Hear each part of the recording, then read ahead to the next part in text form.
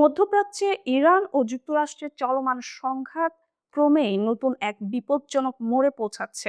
সামরিক প্রস্তুতি আরো জোরদার করেছে ওয়াশিংটন। ব্রিটেনের গ্লুচেস্টারশায়ারের ফেয়ারফোর্ড বিমান ঘাঁটিতে শক্তিশালী B-1 ল্যান্সার সুপারসনিক বোমারু বিমান মোতায়েনের ঘটনা পরিস্থিতিকে আরো উদ্বেগজনক করে তুলেছে বলে বিশ্লেষকদের মত।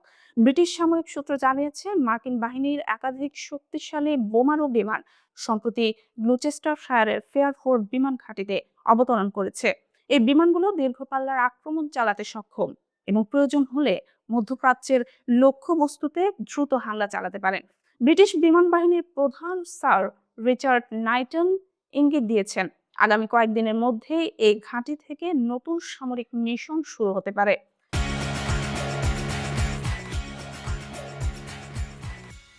মার্কিন প্রতিরক্ষা মন্ত্রী পিট হ্যাগসেট ইতোমধ্যে সতর্ক করে বলেছেন যে ইরানের বিরুদ্ধে সামরিক অভিযান আরো জোরালো করা হবে। তার বক্তব্য অনুযায়ী অতিরিক্ত যুদ্ধ বিমান ও বোমারু বিমান মোতায়েন করা হচ্ছে এবং হামলার মাত্রা নাটকীয়ভাবে বাড়ানো হতে পারে।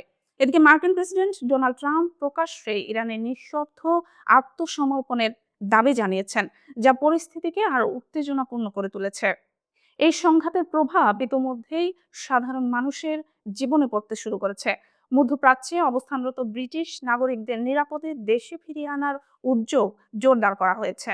ওমান থেকে একটি বিশেষ ভাড়া করা উড়োজাহাজে করে বেশ কিছু ব্রিটিশ নাগরিকদের লন্ডনের গ্যাটউইক বিমানবন্দরে ফিরিয়ে আনা হয়েছে। পাশাপাশি সংযুক্ত আরব আমিরাত থেকেও কয়েক হাজার নাগরিক দেশে ফিরেছেন বলে ব্রিটিশ পররাষ্ট্র দপ্তর জানিয়েছে। মধ্যপ্রাচ্যের বিভিন্ন দেশে চলমান অস্থিরতার কারণে বিমান চলাচলেও প্রভাব পড়েছে। দুবাইয়ে বিস্ফোরণের ঘটনার পর কিছু সময়ের জন্য উড়োজাহাজ চলাচল বন্ধ হয়ে গেলেও পরে সীমিত পরিসরে তা পুনরায় চালু করা হয়। বিভিন্ন আন্তর্জাতিক উড়োজাহাজ সংস্থা উদ্ধার ও সহায়তা কার্যক্রমে বিশেষ ফ্লাইট পরিচালনার ঘোষণা দিয়েছে। এই যুদ্ধ ঘিরে যুক্তরাজ্যের অভ্যন্তরীণ রাজনীতিতেও উত্তেজনা তৈরি হয়েছে। শুরুতে ব্রিটিশ সরকার মার্কিন বাহিনীকে তাদের ঘাঁটি ব্যবহারের অনুমতি দিতে অনীহা প্রকাশ করলেও পরে পরিস্থিতি বিবেচনায় প্রতিরক্ষামূলক অভিযানের জন্য কিছু সামরিক ঘাঁটি ব্যবহারের অনুমতি দিয়েছে। ব্রিটিশ প্রধানমন্ত্রী কিয়ার স্টারমার এই সিদ্ধান্তের পক্ষে যুক্তি দেখিয়ে বলেছেন, মিত্র দেশগুলোর নিরাপত্তা নিশ্চিত করাই এখন সবচেয়ে বড় অগ্রাধিকার। পররাষ্ট্রমন্ত্রী ডেভিড ল্যামি জানিয়েছেন, প্রয়োজনে ইরানের ক্ষেপণাস্ত্র ঘাঁটির বিরুদ্ধে সরাসরি সামরিক পদক্ষেপ নেওয়ার আইনি প্রস্তুতি রয়েছে।